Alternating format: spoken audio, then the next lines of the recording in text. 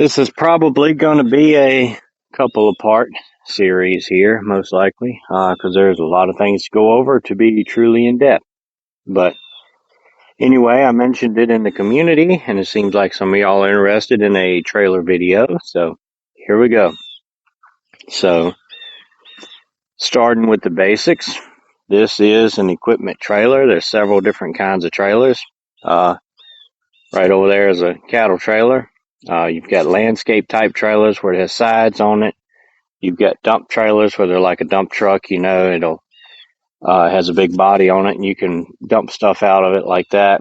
There's car hauling trailers which sit lower to the ground than this, and different things like that. There's pretty much, you name it, there's a trailer for it. So this is a pintle hook trailer.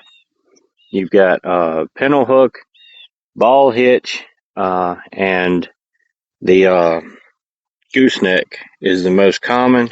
You got fifth wheeled as well, and you have old farm style. They have like a C jaw on it, and you'll put through an empty hitch and put a pin in it, and that is usually the normal trailers that I'm aware of. So of course, like I said, you've got your hitches. The pintle hitch is on the back of the truck. I'll have to take you over to show you. This is a ball hitch, and this is, I'm not exactly sure what they call an open hitch, but it's just mainly a farm style hitch. Usually you would put a ball in this and haul whatever you need to haul. So there's three different sizes. Over on this end is the smallest. It's 1.7 inches, which is what a lot of small trailers like you see behind a car, SUV, pulling a lawnmower, stuff like that. On the other side is your most common. It's a 2-inch. Now, it's very important to make sure you hook whatever hitch you have to the right ball size. On top is a 2 5/16, which is the biggest one. Here is the open hitch. And again, usually you would put a ball on this. You can do it either way. If your truck sits higher than the trailer, you'll put it this way. Or if it sits lower, you'll turn it over this way. This is a 3 1/4 drop. You have flat hitches, 2-inch drop, and you have some that's a lot of drop for lifted trucks and things. So it's very important to have your hitch level. The one I have on my truck, when I got this trailer here, was all they had in stock. So I'm gonna get one that's right sooner or later. Now that's a pintle hitch and all that, but it is a straight hitch. I can't adjust it, and this trailer sits a little bit higher than my truck, so when I have it hooked, the front is down a little bit like that, so it's putting more weight on the front axle than it is on the back axle. And for it to really pull right and to hold the weight and hold the load as best as possible, you want that to be even. That's why they make different size hitches, so you're not going down the road and truck up here, trailer down here, or vice versa.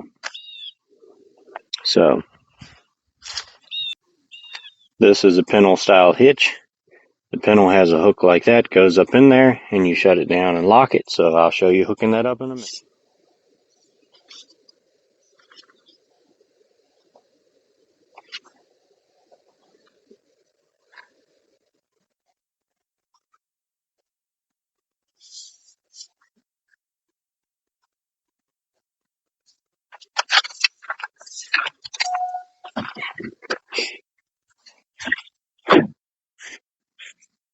All right, so I do have a cheap camera on here, so that allows me to cheat a little bit.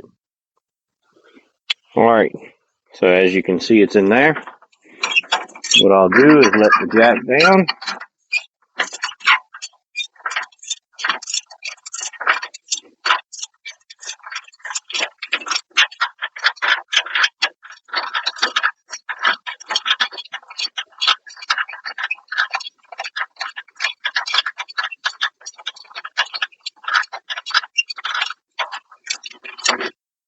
Roll the jack all the way up so it doesn't hit the ground and everything.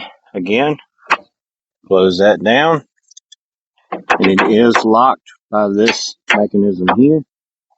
But this pin goes through both places to make sure that it's locked.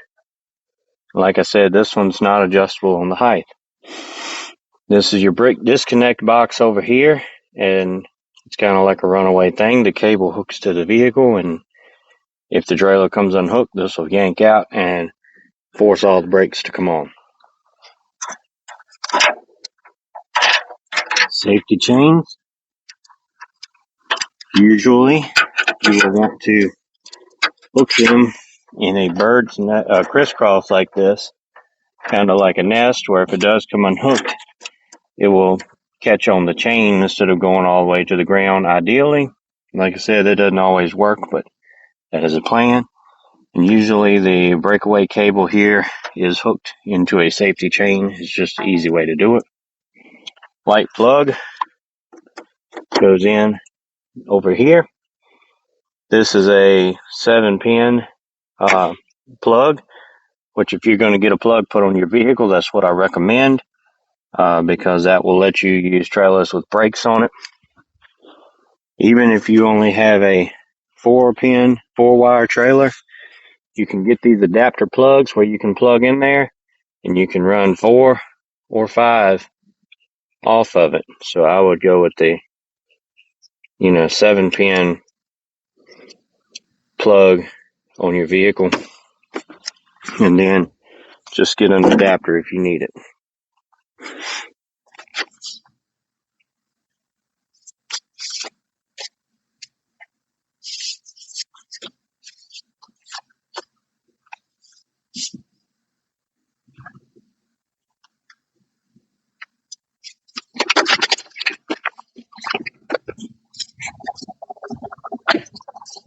Alright, so that's pretty close. Again, cheap $100 wireless camera from Walmart. Works pretty good. Sometimes it loses connection. You gotta let it catch up, but otherwise it does alright. So there we go. Got a little jam there. Alright, so jacks up. This one turns, and we would hook your ball hitch like this. This little pin goes down. Then you hook through here, closer up. I'm not going to hook the lights and chains and everything up since I'm not moving this trailer. But again, you would get that on there, let it down, close that, put the pin through, and if you were unhooking it, you would do the opposite. So make sure these are hooked. Just because that goes down doesn't mean it's... See, I can... There we go. That latch there has to go under this ball in the skinny part there. As you can see, that's hooked. It's not as good of a camera angle as I was hoping for, but you can feel it, you can see it, and also if the trailer's not too heavy, always pick up on it and make sure you can't lift it off. And if the trailer is too heavy to do that, just keep your jack down and jack it up. If it's hooked right, the back of the truck will raise up off the ground without the trailer coming unhooked. So there's some tips for the ball. All right, now we're hooked up on the pintle or the ball hitch, either one. It'll be the same thing for this part. So we're hooked up. This is an equipment trailer. You let your ramps down if you're going to load anything, or if you were carrying pallets or whatever on here. There's 2 main ways to tie down loads. Some people use string, but I don't recommend that. I'm not that good of a knot tire, and I trust straps and chains more. So that is the 2 main options. This is a 10-foot 1/4 inch chain. It's a pretty good size, but if you're carrying really heavy equipment, you need a 3/8 chain. I wanted to get a 5/16 chain, but they didn't have any at the place, so I got two 10-foot chains here. 1/4 inch chain, 1/4 inch hooks. This is a standard hook like this. When you hook a chain, you go sideways on a link like that. You don't go inside like that. If you don't know a lot about chains, that's going to be your first instinct, is to hook it in like that. It's not as strong of a hold.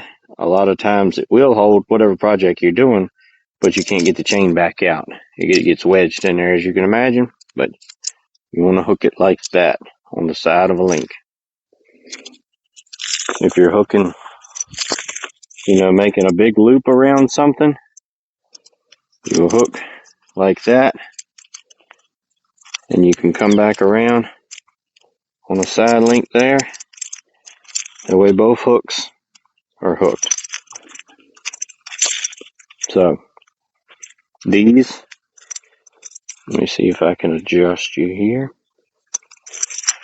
These are the standard size holes that I've got on this trailer. We'll get to that in a minute. But usually what you want to do is go through and come up around, hooking sideways like that, and run your chain over to the other side. Sometimes it's hard to keep the chain hooked and things like that, but that's ideally what you want to do. Now you can hook straight in the bottom lip of this thing, just like that, but it's easier for it to come loose. If it gets a little slacking in it, it'll slide off. It's nothing holding it that way. This is my next 1/4 inch chain. I don't know what you call these hooks here, but these you can hook around the chain like that, so it will slide like that. I like these because of that. You can put them around an axle, around the trailer or something like that. You don't have to worry about hooking it tight enough over there. You can just pull that tight, just like a rope, and then it will get tighter as you pull the tension. No matter what you hook, no matter what you tie it down with, whether it be a strap or whether it be a chain, as soon as you start going up the road, a mile or so, 2 miles, they're going to work a little loose. You're going to want to stop and tighten them up, so keep that part in mind. Ratchet straps.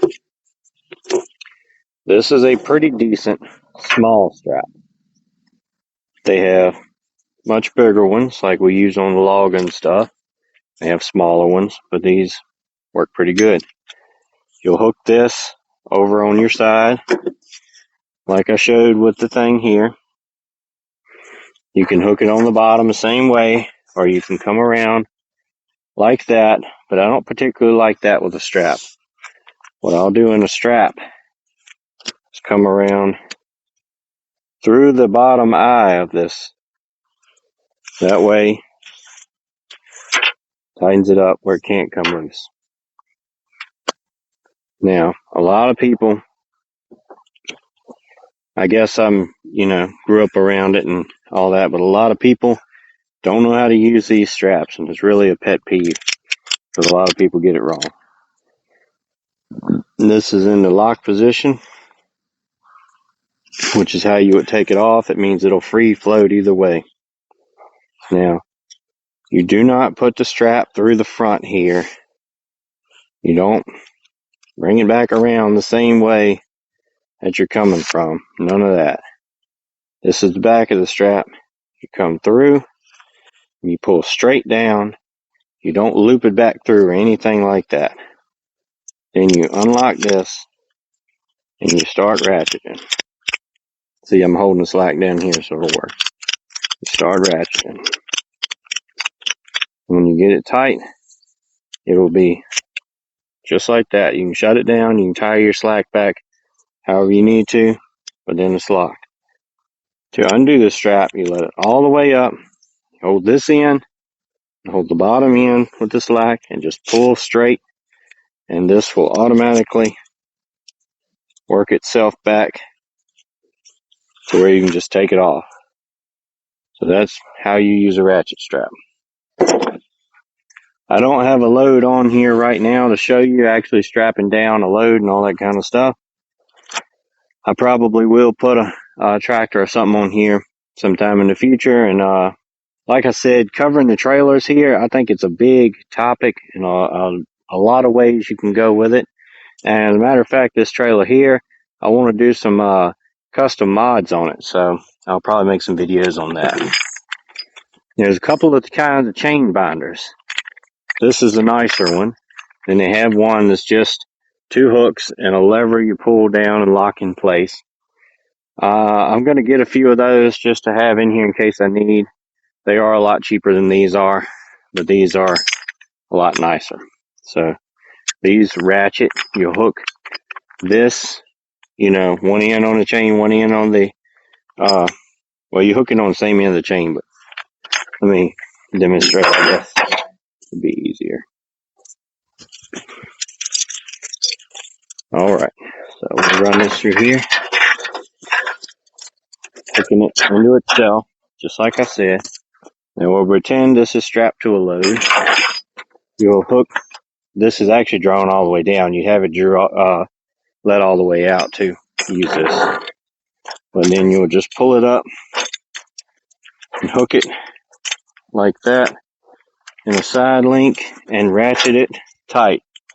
And to really have it secure, you need 2 of these on each chain. You need one on this side and one on the other side. So like I said, it ratchets. See if I can hook it here for demonstration. See. This is loosening it. Like I said, when you loosen it, you're exposing the threads. And to tighten it, you would be doing the same thing, ratcheting it. So that's the most common ways to secure a load on the trailer. Again, this is an equipment trailer. It's kind of a do-all trailer, or can be a do-all trailer anyway. I want to mount a winch to the front of it in case whatever you're trying to tow is not running. But these sections in here that I'm telling you about are not just tie-down points. You can put sides on these. You can build them yourself out of wood or metal, anything like that. Just where they fit down in each one of them. And, put boards down or weld metal down or something like that. So you can make where you can use this as a landscape trailer too, or hauling looser materials or something like that, or even furniture. It's just easier to haul one with sides on it than it is just a straight open trailer. But can be done. So I want to build some sides for it and different things like that in the future. All right, steering wheel stuff. So what you want to do, backing up, is, remember that if you want the trailer to go left, you need to cut your wheel to the right, and vice versa. It works opposite going backwards. Once you get it turning, then you need to straighten up and turn with it to keep turning that way without jackknifing. So anyway, I'm going to try my best to show you a little bit of how to back a trailer, but I'm not sure how this is going to work with the camera angles. But yeah, production quality, what's that? So we're going to pull up here a little bit. I'm going to try to back while holding the phone. Isn't that going to be something? There we go. All right. Now, I don't have an obstacle course out here. That's actually in my yard. But anyway, like I said, I'm going to try to show you, and this is not a how dirty my truck is vehicle. We already know that. Turning left. will make the trailer, turning right will make the trailer go left. I have to remember how I'm phrasing everything since I'm just so used to just doing it. And you can just hold it to the right. Like I said, you'll go so far, you'll jackknife, and if you keep going, you'll actually hit the trailer. There comes a point where, well, since we're here, let's see. Yeah, probably right here. All right. Probably something like that. Even if I turn left, there's not enough room to correct the trailer. It's going to keep, being jackknifed. So bear that in mind. We'll pull her back up. And like I said, I'm going to cut to the right again to make the trailer go left. As you can see, it's starting to cut. And about right here is where I'll start going back to the left, working with the trailer. That way you can go a little to the right if you need to cut it more to the left, or you can bring the wheel back over to the left if you need to straighten it up, or if you need to make it turn around to the right. Like I said, wheel opposite way when you're backing up to a point, and then you need to straighten up and follow back through.